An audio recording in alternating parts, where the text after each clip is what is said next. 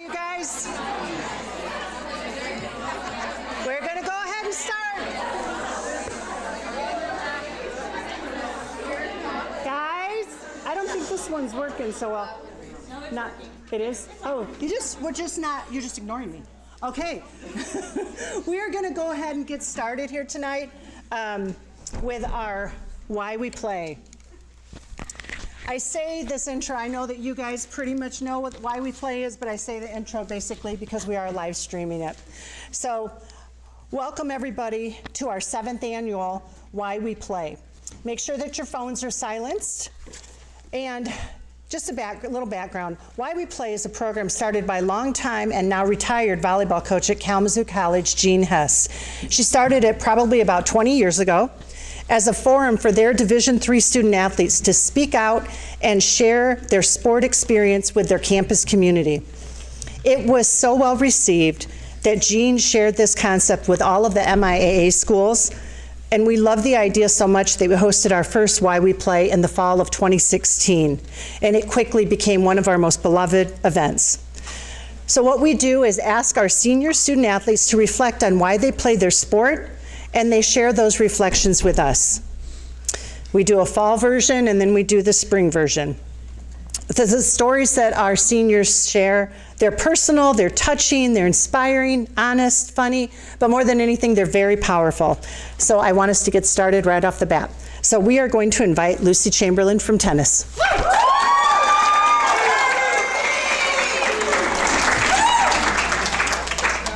Just click down too. That's okay. Sarah's going to clip you because she's got it. Okay.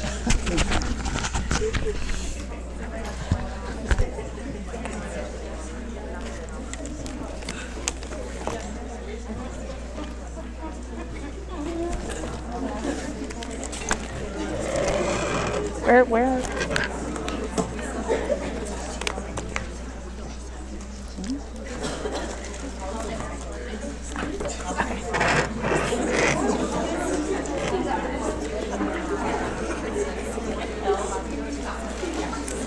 Hi, as Julie said, I am Lucy Chamberlin and I'm on the tennis team. Growing up, my family was very active, and from a young age, I loved to play. Whether it was skiing in the winter or spending our summers swimming in the pool or the lake, we were almost always doing something. Tennis has always been a big part of my family, and everyone knows how to play. My grandma still plays today, my cousins played in high school, my sister also played at St. Mary's, and my mom even played at Michigan State. But I never took tennis too seriously when I was younger. My first love of sports came from gymnastics. I love flying through the air and doing new tricks. At first, I never wanted to leave the gym, but the intense training I went through at a young age caused me to fall out of love for the sport, and I traded my Leo in for a jersey. Soon after, I started playing soccer. I did this so I could spend more time with my best friend Marley. I was not very good, but I was faster than everyone and more physical, which helped the team. I soon began traveling most weekends with my dad, who was my coach, but I knew deep down that soccer wasn't really the sport for me. My true love for competition came from swimming. My older sister started swimming when she was 7 years old, and I would sit on the pool deck with my mom, waiting for her practice to be done. At age 5, both my parents tried to get me to join the team, but I would tell them, no, I just want to play. But as the little sister always does, I followed in my sister's footsteps, and 2 years later, I agreed to join the team. I was immediately hooked. I loved being in the water, and everything felt natural. Over the next 11 years, I would still always love swimming, and my weekends would mostly be occupied with traveling from meet to meet all across the state, forcing me to miss dances, birthday parties, and other events. But my relationship with the sport would change as I got older.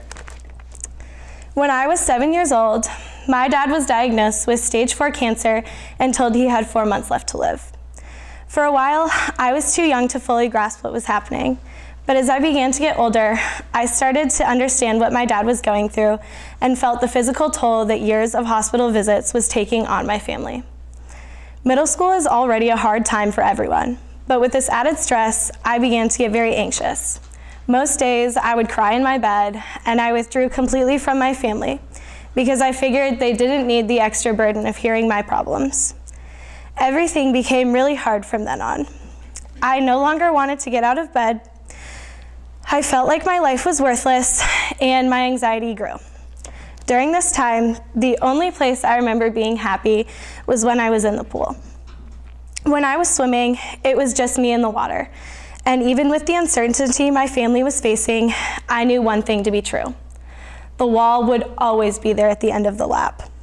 Swimming became my safe place, until my anxiety became so bad that it crept into the one place I never thought it would. Starting in 8th grade and lasting until my last career race, my senior year of high school, I began to have horrible panic attacks before my races. I would lose my breath, my vision would blur, and by the time I would dive into the water, I would not be able to feel anything in my body. Swimming had been the one thing that kept me going, but it now brought me so much pain, and I began to slip even further from the person I once was.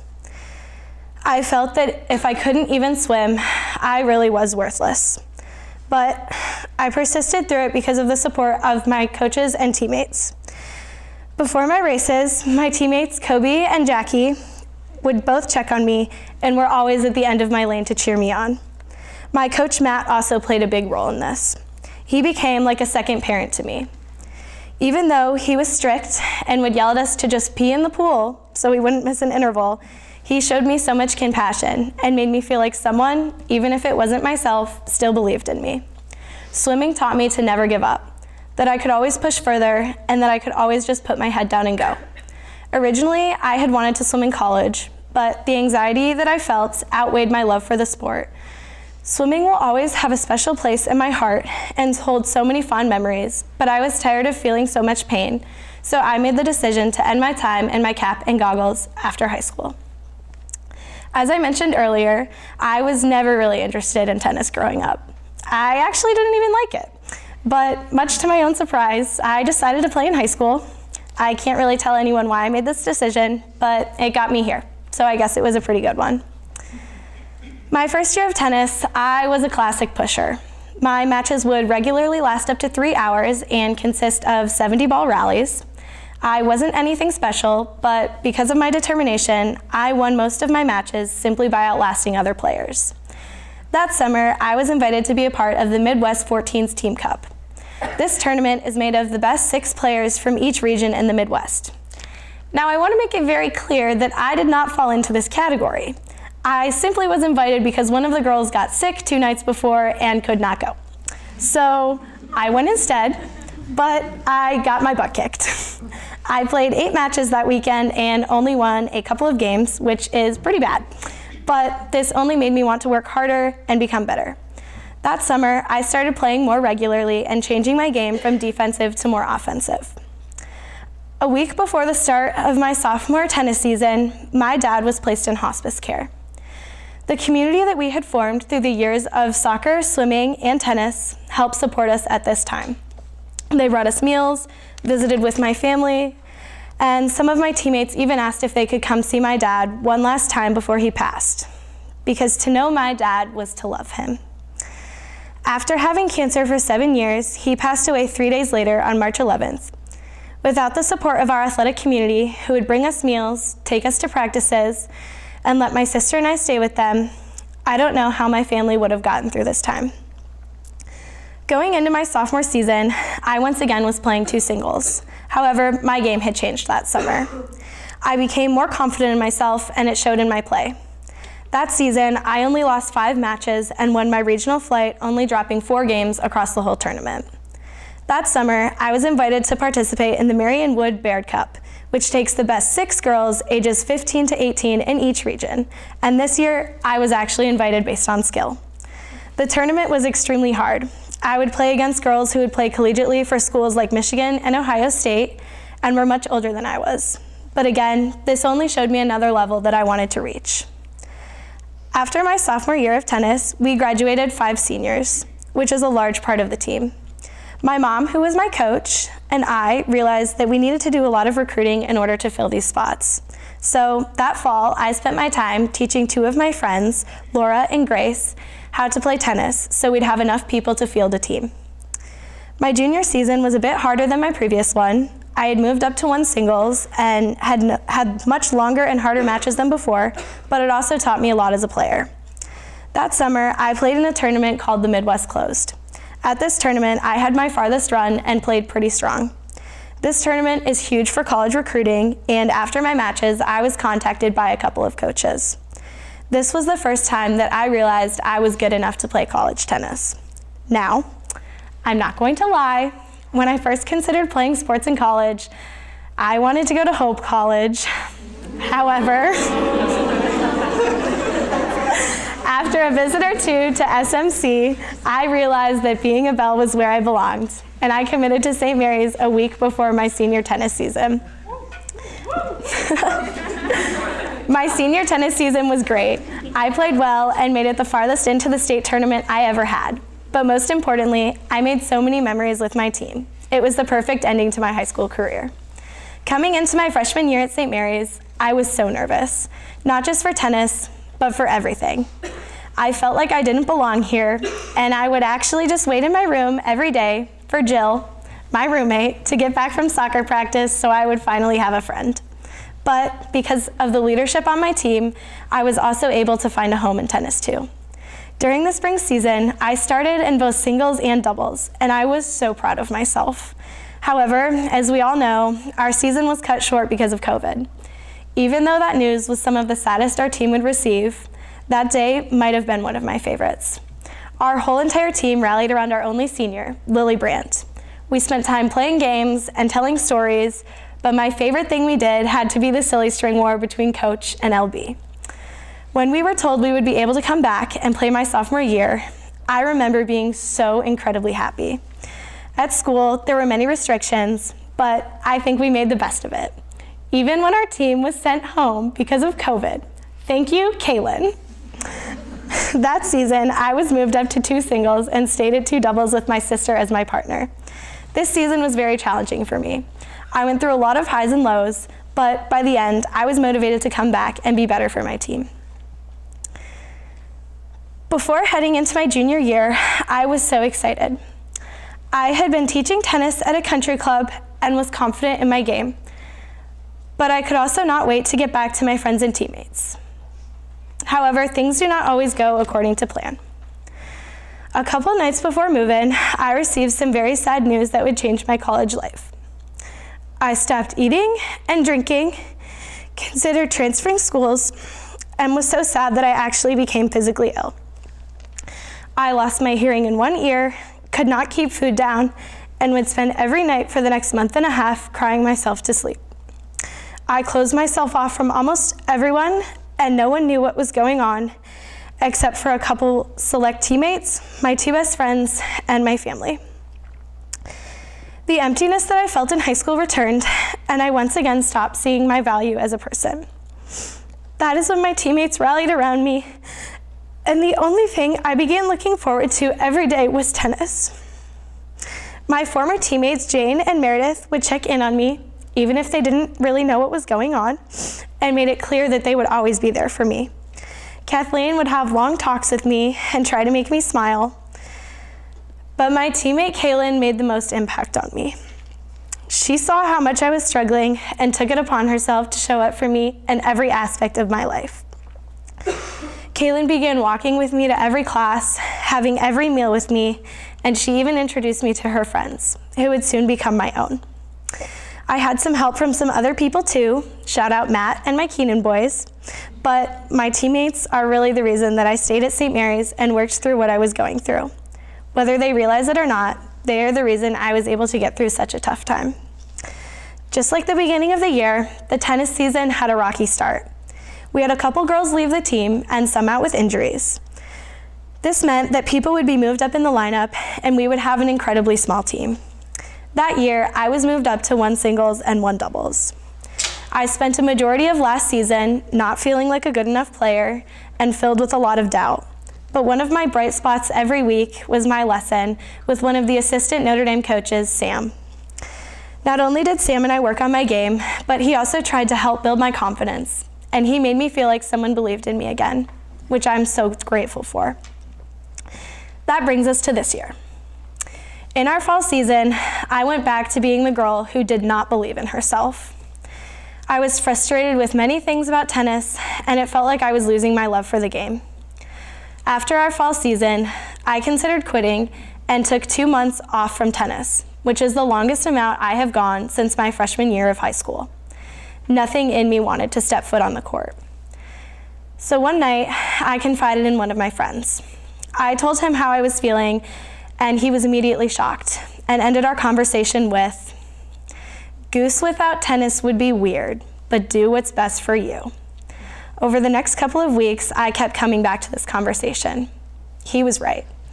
Tennis had been a huge part of my life, and it would be weird, but more importantly, my teammates had been an even bigger part. I decided I needed to show up for them just like they had for me so many times.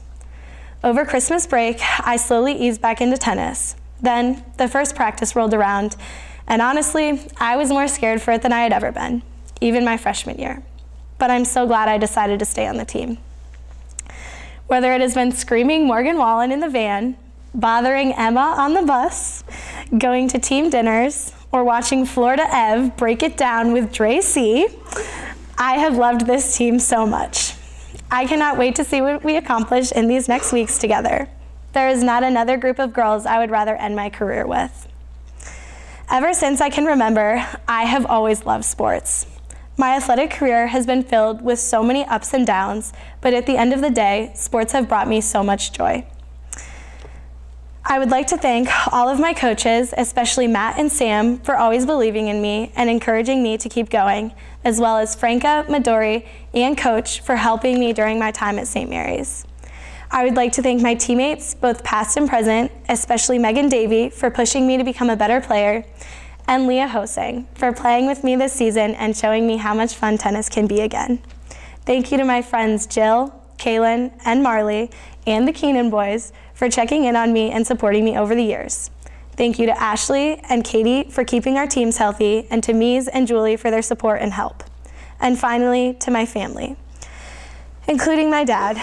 Even though you may not be here anymore, I know you're always cheering "Let's go Lucille" from heaven. To my grandma for always supporting me, to my sister for showing me the ropes and who I've spent my whole life trying to be like, and finally, to my mother for the endless car rides to competitions and practices, for driving me around the Midwest so I can do what I love, and for teaching me everything I know about being a competitor. Thank you so much. I may enjoy what I do, but my past and present teammates, friends, coaches, and family are the real reason I play. Thank you.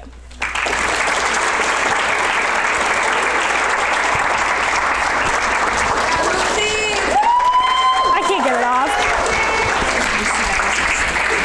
Thank you, Sarah. Next up is Mac Pepper from softball.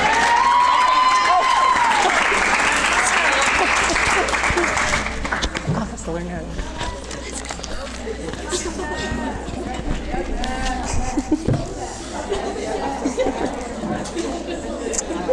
Hi everyone.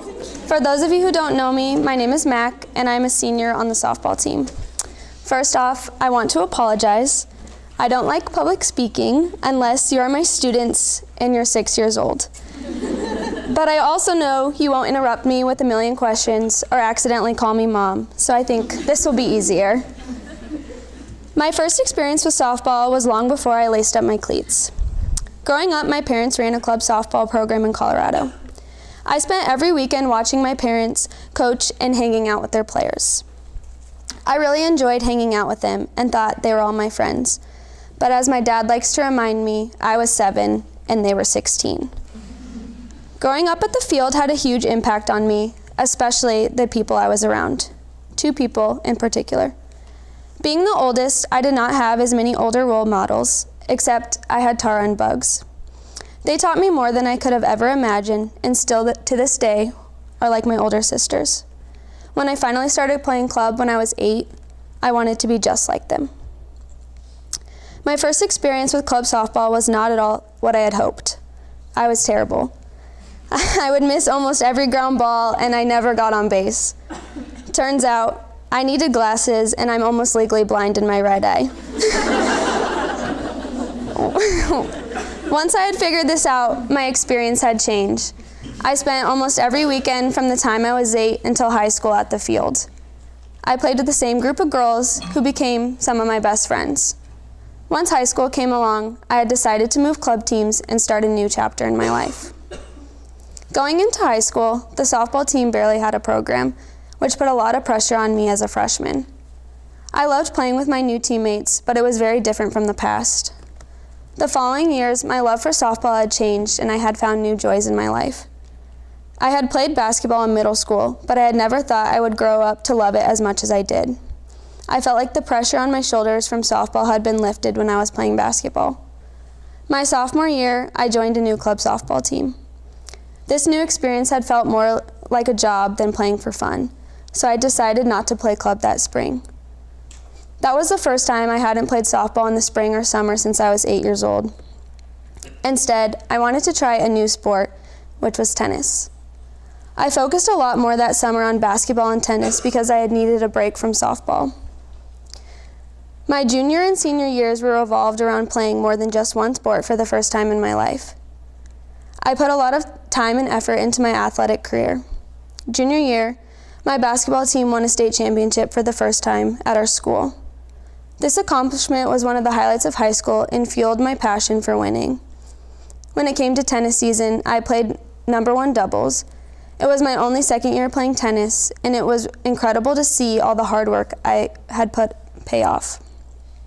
Senior year came around and I really wanted to focus on playing all 3 of these sports for fun while letting go of all the pressure I had put on myself. That year, I had felt like I had played to my full potential in all 3. My softball team went to the state tournament for the first time in 11 years. That winter, we won another state championship in basketball. And then in the spring, I started playing singles for the first time in tennis. I felt like everything was clicking and I wanted to continue playing softball in college. And to be honest, I would have never continued to play softball if I had never played basketball and tennis. When I was deciding where to go to school, like many other people, St. Mary's was not on my list. The only thing I knew is that I wanted to become more independent and I wanted to go out of state for college. The first time I had visited St. Mary's, it was because my dad had tricked me into going on a tour. I would have never imagined this is where I would have ended up and loved my experience this much. My freshman year, I was very excited to play until COVID hit and we all got sent home during spring break. Then when my sophomore year started, I had experienced a lot of change in my life. Playing softball just wasn't the same. Before my junior year, I was questioning whether or not I should play. When I didn't know what to do, I thought about my grandpa. I knew if he was here, he would tell me to get up, spit my teeth out, and do it again. Knowing that he wasn't going to be here to watch me finish my athletic career was very difficult for me, but I knew I would regret it if I had stopped playing. That year, I had decided again to play for the love of the game and trying to find the joy that I once had when I was a kid.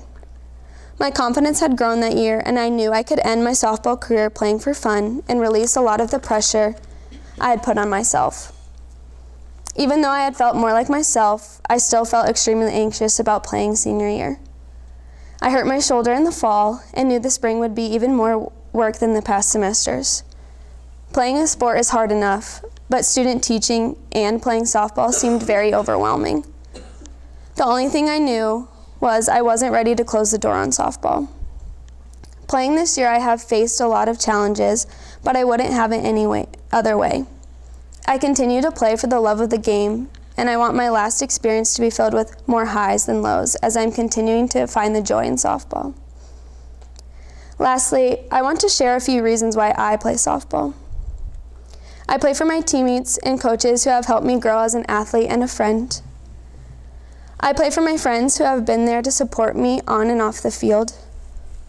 I play for my family, especially my brothers, who are my first teammates. I play for Connor, who has been my #1 fan as long as I can remember.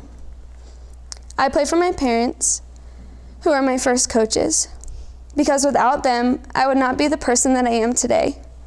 I have watched the impact that they have had on other people, and I hope to one day have the same influence on my students and future players. As this chapter in my life is coming to an end, I don't want to remember the days where I was questioning my ability or the love for the game. I do want to remember the road trips, the laughs I've shared with my teammates, the post-practice dinners at the dining hall, the smile on my face when I walk off the field after a great play, and the long phone calls with my parents after practice. I play softball because it has always held a special place in my heart, and without it, I would not be where I am today. Thank you.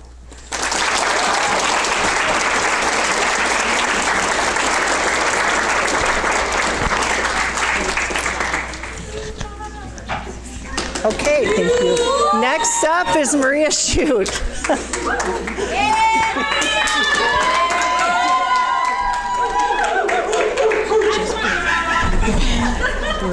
Okay. Great. We got you.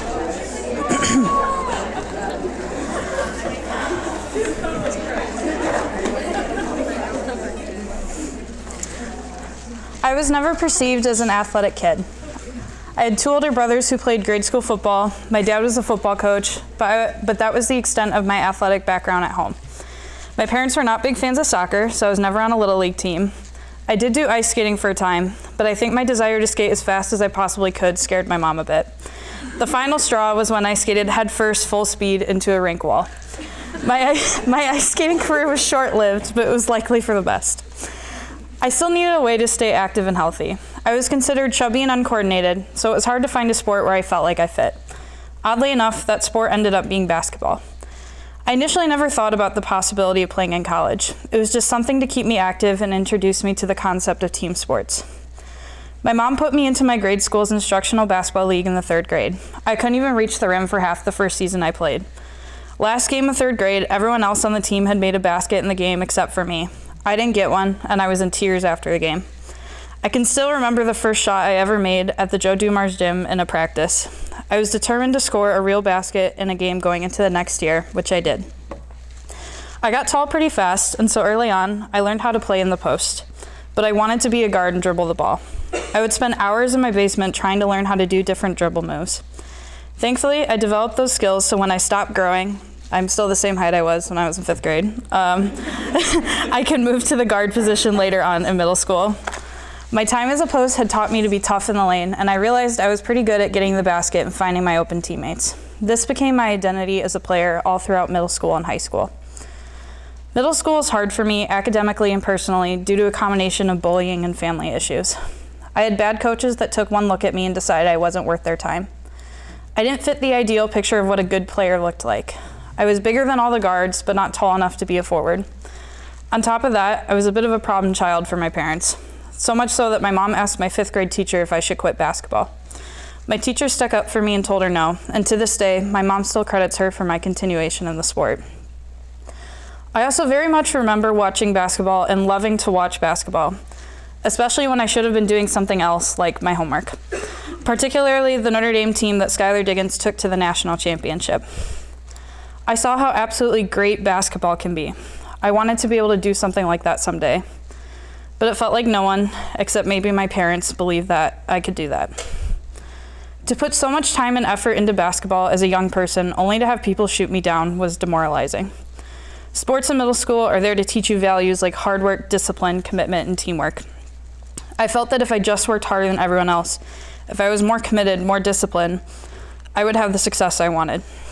I was told by my coaches to always work hard and not slack off, to be a team player and work with my teammates, but I saw them playing the girls who did the exact opposite of that.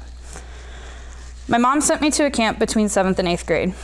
The guy running the camp made a comment about how well I saw the game and complimented my basketball IQ.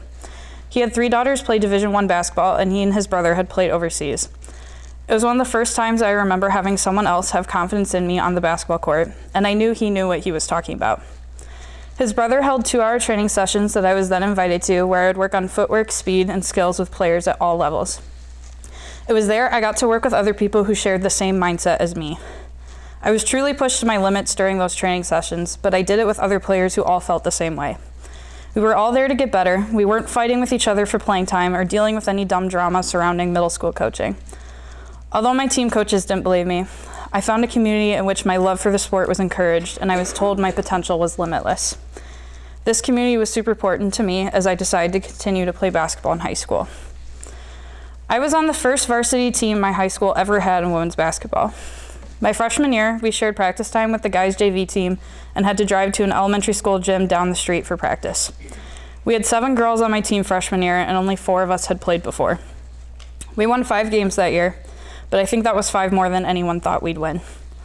I was the most experienced player on the team, and it was new for me to not have my coach compare me to everyone else. I was actually coached instead of just getting yelled at. I also learned so much from my teammates, especially those who hadn't played before. I had to be patient with them, and we always celebrated the little successes together, like their first points, first block, first charge, and everything else in between. I kept playing year-round. My life revolved around when my next game or training session was, and I would often have training in the morning and then go play 1 to 3 games that night. Sophomore year of high school met a new head coach, and things were not great with that coach. Our team did not do well despite having more experience and more players, but that was the year I really started thinking and believing I could play in college. I realized I was as good, if not better, than players on other teams we were playing, and I knew I could compete with them. I also played with and against high school guys in the off-season, and that helped me develop confidence in my skills and abilities. My junior year with another new head coach, we were much better, more competitive, and had better players. Some of the girls that joined that team that year are still some of my good friends. We shared the same desire to win and improve, and they would join me during those grueling 2-hour training sessions or meet up with me outside of practice time to work on stuff. The season was going great until I re-sprained my ankle from a cross-country injury while doing defensive slides in practice. I had to sit out for a couple weeks, which was the first time I had ever had to sit out for an injury. I was so anxious to get back on the court, especially because my team started losing. Then when I came back, I was driving in the lane, a defender stepped on my foot, and as we both fell, I felt a burning in my foot. I refused to believe it was anything serious. I didn't want to sit out again. When the initial x-ray came back clear, I kept playing. I played on it for 2 weeks until they finally realized it was actually broken. I was in an unbelievable amount of pain, but I just wanted to play. I felt like my team needed me out there even though I was hurt. After I sat out again so that I could heal, I was still in so much pain upon my return to play. An MRI showed I had torn the ligament on the outside of my foot off the bone. I found that out right at the beginning of my first and only travel season. I came back to play fairly quickly after surgery, and I was told I would make a full recovery. I was still in pain throughout that whole summer, and I thought it was just part of the healing process. Despite the pain, I greatly value the experience I had during that travel season. I got to play against legit competition. It was hard to talk to coaches who were recruiting me and mention the issues with my foot. There was no back to full strength date in sight, which made follow-up from them scarce. I started to give up on my dream of playing in college. I was healthy enough to play my senior season with, spoiler alert, another new head coach, but my foot was making my preferred style of play not as doable anymore. The first half of the season was a struggle to find my role on the team as I had to change how I played. To add to the emotional toll that season took on me, our athletic director, who advocated for the varsity team when I first showed interest in coming to the school, was dying of pancreatic cancer. That year, we won our school's first ever district championship against our rival. He then passed away 2 days later. That championship is credited to the belief he had in us and in me, despite the fact that we lacked the experience and resources that the schools we played against had. I would not have even considered college basketball a possibility if it weren't for him. On our senior day, it was announced I was going to the University of Dayton. I had applied to Notre Dame, my dream school, and didn't get in. I had thrown the idea of basketball in college to the curb. My mom is a St. Mary's alumni, and she suggested I take a look at the school just to see. We learned about the engineering dual degree program and the basketball program. I came for a breakfast that I'd been invited to as a admitted student and met Coach that same day. I ended up canceling my trip to Dayton that was scheduled for later that week. I was definitely coming to St. Mary's. I'm not gonna lie, my first semester of college was rough. I went from being an all-A student to not. I'd struggled a bit with depression and anxiety in high school, especially while dealing with my foot, but it was now at an all-time high. I always dealt with it by putting my mind on basketball, but now basketball was a source of that depression and anxiety. My foot still hurt, despite the assurance from doctors that nothing looked wrong. It made it very hard to try to prepare myself to play at the speed required of college basketball players. By the time tryouts rolled around, I wasn't ready. I was devastated. I thought that everything in my life would be better if I could just play basketball, but now I couldn't even do that. All that hard work that I had put in felt wasted. I still absolutely loved basketball, but it was really hard to be a part of a team where I didn't feel like I fit in and my love of basketball didn't fit with everyone else's. That year, I had a dual role as both a practice player and manager until later in the season when I was a rostered player. Even then, it was hard to be part of a team and feel as lonely as I did. It was also really hard to hear some teammates talk about how they didn't want to play when I would have done anything to be able to play. My sophomore year, I had to quit playing basketball. I realized the things I was told about hard work paying off were complete bullshit. I had worked as hard as I possibly could to get to where I was, and it didn't pay off the way I wanted. I felt like everyone who had told me no, or I couldn't, or I wasn't good enough was right. Even the amount I played freshman year didn't feel like it was enough to say that I accomplished the goal of being a college athlete. Coach offered me the student coaching position, although our season ended up getting canceled. I had already realized I wasn't going to play, but I wasn't sure what coaching would look like. Junior year was my first full season as a coach. I had my second surgery on my problematic foot before I came to campus that year. I was not in a good place. I tried to go to open gyms, but I felt isolated in my injury and missed playing so much it would physically hurt. Because I couldn't walk, I needed help getting everywhere and had to ride my scooter to get around campus. I missed out on so much socially because of my handicap, and I grew extremely isolated. There were days I wished I wouldn't wake up. To make matters worse, after my foot healed, I was still in pain. The fix that should have made me pain-free didn't work. I had been in pain every day for years at this point, and I had no outlet for it. I would go to the doctors and tell them my issues with pain and my mental health, and it was often just lose weight or exercise or make sure you practice self-care. But when you are depressed, lonely, and unable to walk, those are not easy things to implement in your life.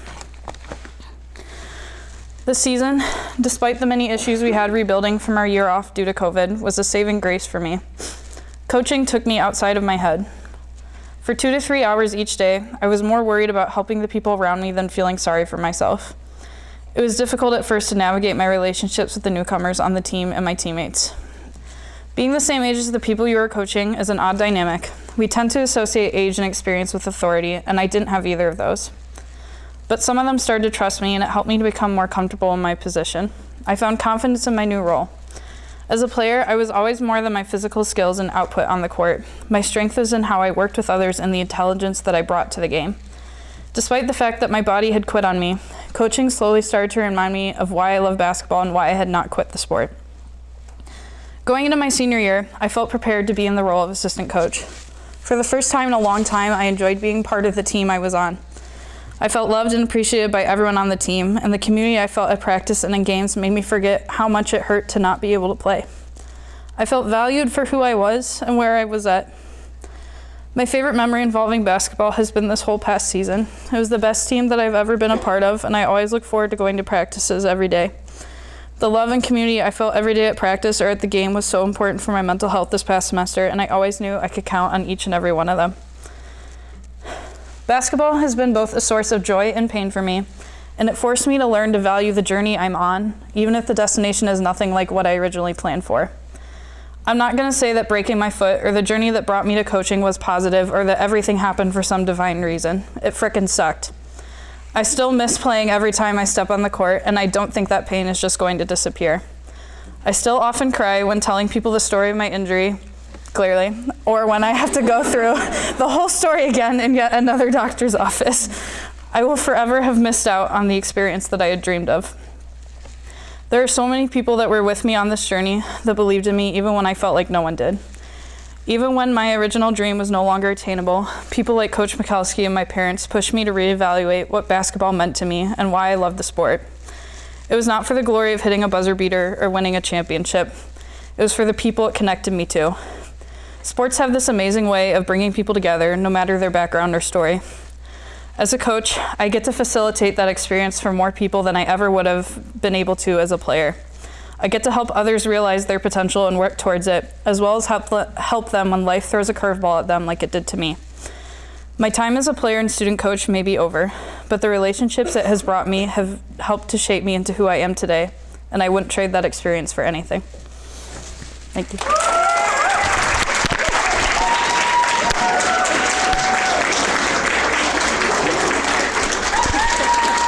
Thank you, Sarah.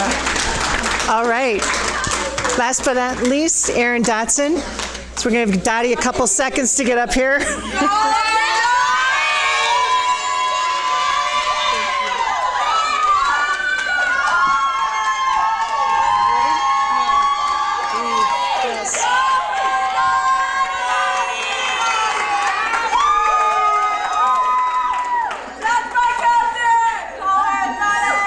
Love you, Tintin. Ooh, that's all right. Like most stories, they have chapters to build the main storyline through experiences and life lessons. My story does not consist of chapters, but rather short stories that, when told all at once, make sense as to how I ended up right here at this moment. The first story starts when my dad enlisted in the Navy after college. Thus, my future was already somewhat planned before I was born. For the longest time, it was just my mom and I while my dad was deployed overseas or out of town. I was born in Virginia and I'd bounced back and forth between houses that were soon turned into homes.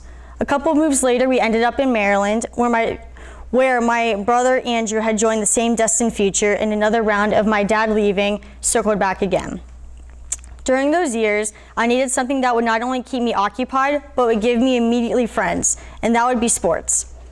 I tried almost every sport. I pretended I was Tiger Woods with golf. I probably wasn't good at it, but I felt cool because I had a Tiger cover for my driver and Crocs for my shoe of choice. Clearly. I tried soccer, but my OCD got the best of me, and instead of keeping my eyes on the ball, I would stare at my shoelaces. It's okay, I still do that. T-ball stuck a bit longer than the other sports because my dad was the coach. And well, at first I had to go to everything because he coached, obviously. And second, it was always fun having him quite literally by my side the entire time. But there was one sport that I was really invested in, and that was Taekwondo. We had just moved to Virginia.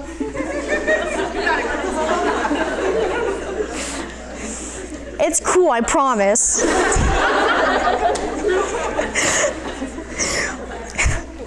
We had just moved to Virginia, and I was in the 2nd grade. There was a dojo down the street, and my parents brought me to try it out. The master let me break a wooden board. That was all it took for me to join.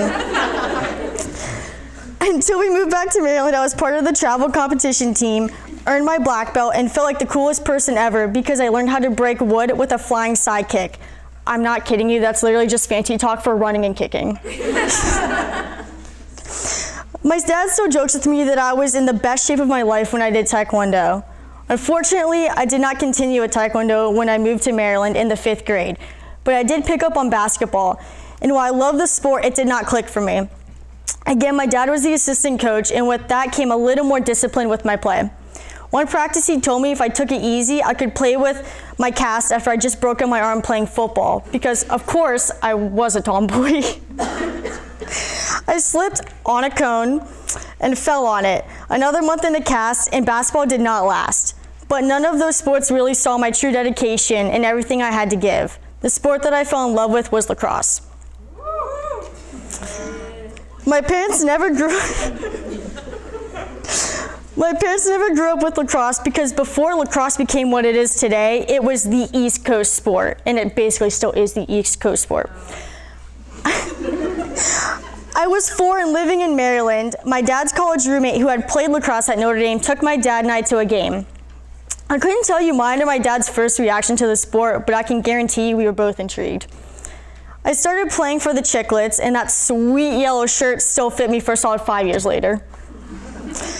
After that first season, it was history. I picked up a stick every spring after that, and it did not matter what state I was living in at the time. There was actually a time when we were living in Virginia and I was doing both lacrosse and Taekwondo, and I remember my elementary school friends telling me to choose one sport or the other because I was not spending enough time with them. Obviously, I did not listen to them because that love and excitement for lacrosse mattered that much to me. And before I knew it, I was 10 years old playing in Maryland, 16 years old playing in California, and now here I am still playing and eating my bananas with peanut butter and honey. Lacrosse became my sport that I focused on every season of every year. By the time I was in middle school, I had made the Southern Maryland Jets travel team and was no longer the new girl and was playing tournaments every weekend in the summer. Both myself and my dad had become obsessed with lacrosse to the point where he and I would wake up at 5 a.m. on school days to play catch in the yard before he would leave for work. By 8th grade, there was talk in my family about moving to California. After my freshman year of high school, that was bittersweet news because I'd finally finished the entire school. Granted, it was only middle school.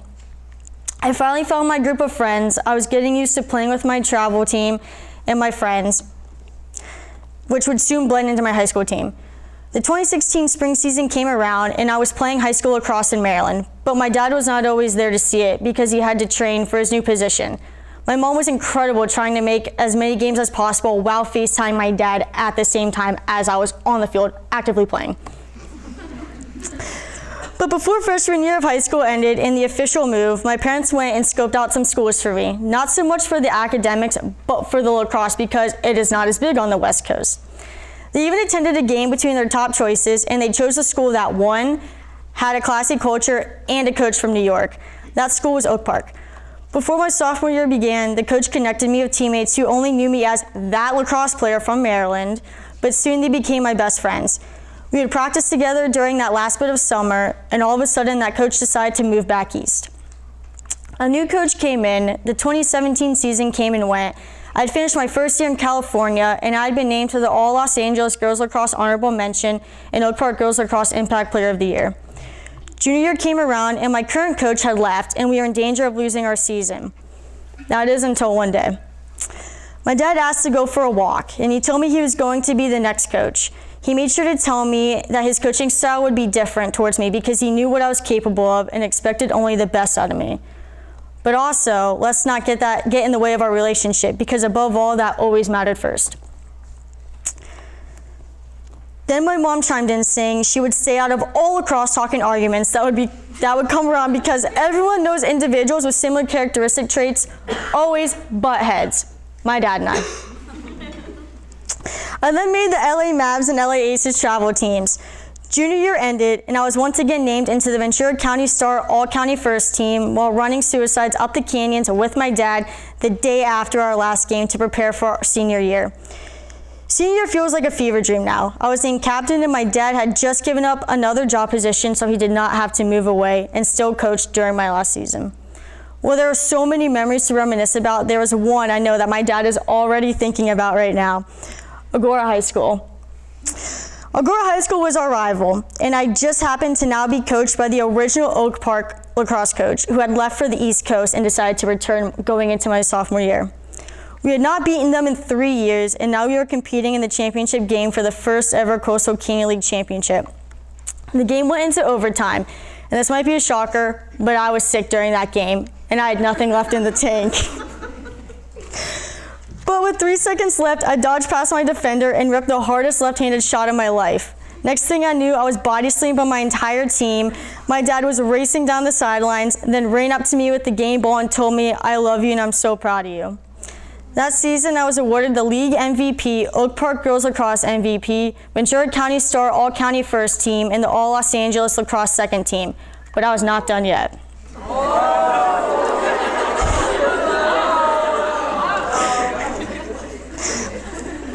I had contacted Coach Long my junior year about wanting to come to St. Mary's and play lacrosse. I heard about St. Mary's through my dad telling me my whole life I should go to St. Mary's. My response was either, I'm never going to college, or I'm not going to an all-girls school.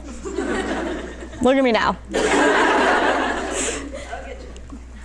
I had visited campus twice and fell in love with everything it had to offer. And before long, I not only was preparing to move to college, but also to move to Pennsylvania.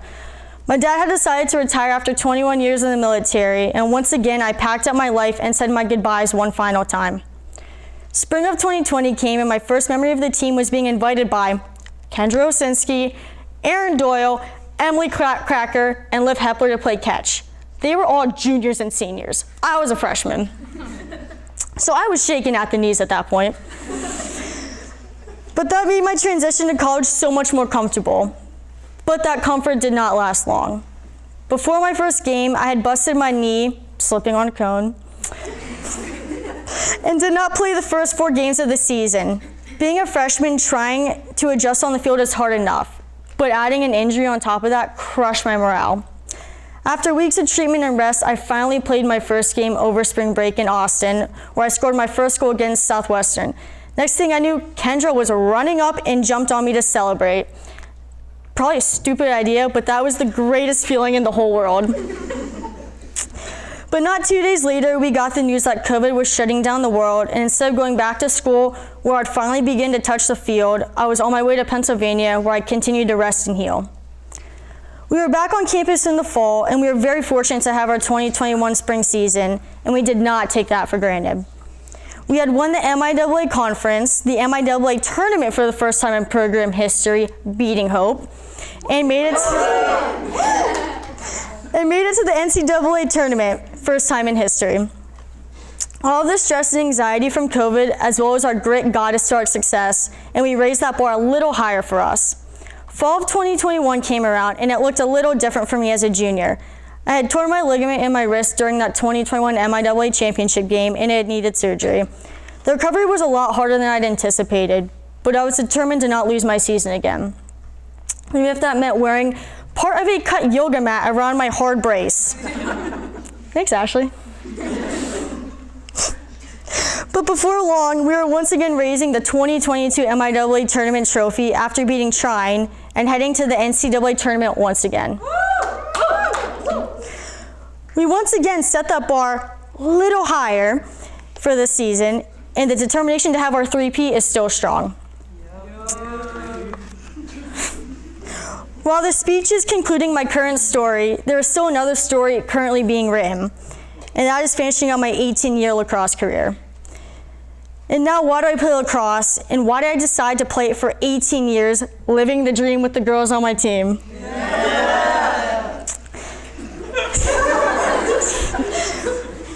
There's something special about coming back from adversity and being able to accomplish achievements. Whether that be earning an award, overcoming injuries in COVID, winning a championship game, moving and meeting new friends, or even making it through a hard week of classes. Sports are meant for us to build character for when our next journey begins. We are more than our sport, which is something I recently learned and come to terms with as I brought Morgan's message to our campus discussing mental health among student athletes. I was blinded by the impact sports have on us on a deeper, more subjective level. So I met high school friend and Wisconsin runner Sarah Scholes, who sadly lost her life to suicide last year. I have her to thank for opening my eyes as to why I play lacrosse today and chose to play lacrosse 18 years ago. It was more than just meeting friends, it was building my character and learning to adapt to adversity and change in my life. Lastly, I would like to thank every teammate and coach I have ever had and for always giving me a chance as the new kid. To my St. Mary's teammates, thank you for giving me the best 4 years of my life. Here's to the Endless Nighty, the Ultimate Senior Week, Clamantha, Club Tubs in LA, Chunky Dunking in the Nuga, Ashley Dupes,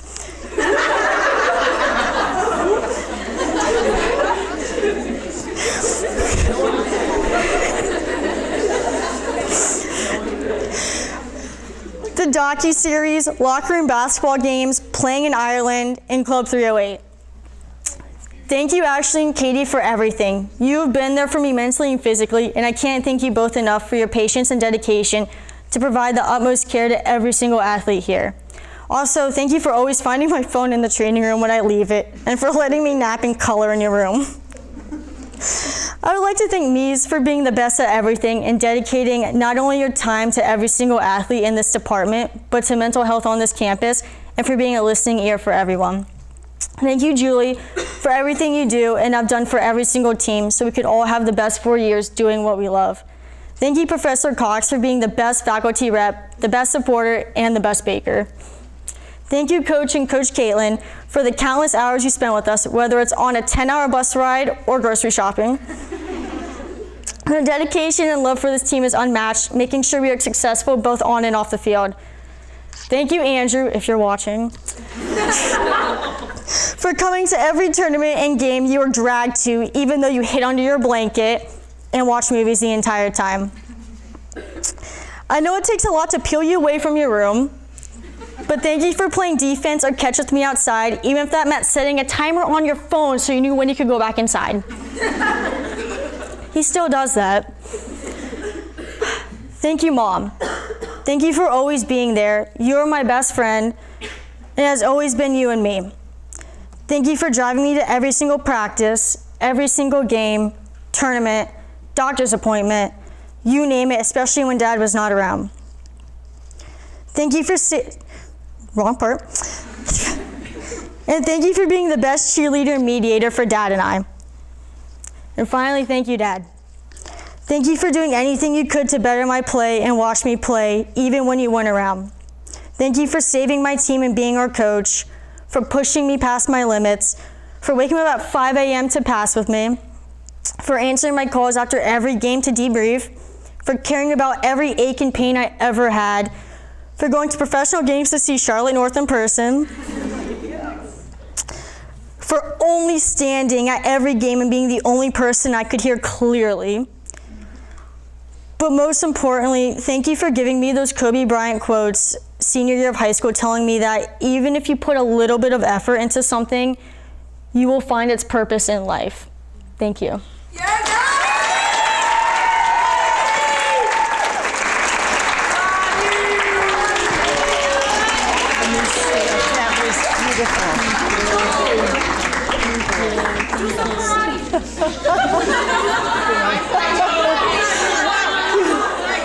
Can I have all of our speakers up here, please?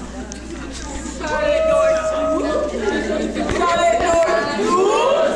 have you guys line up over here.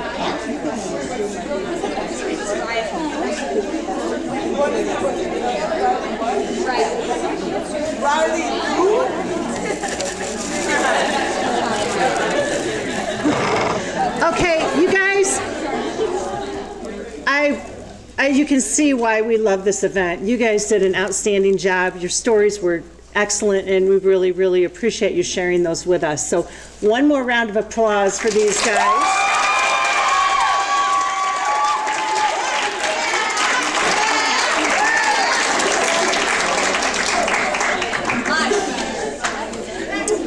And we want you all to stay because we're going to do a picture with SAC for Bell Awards. So where's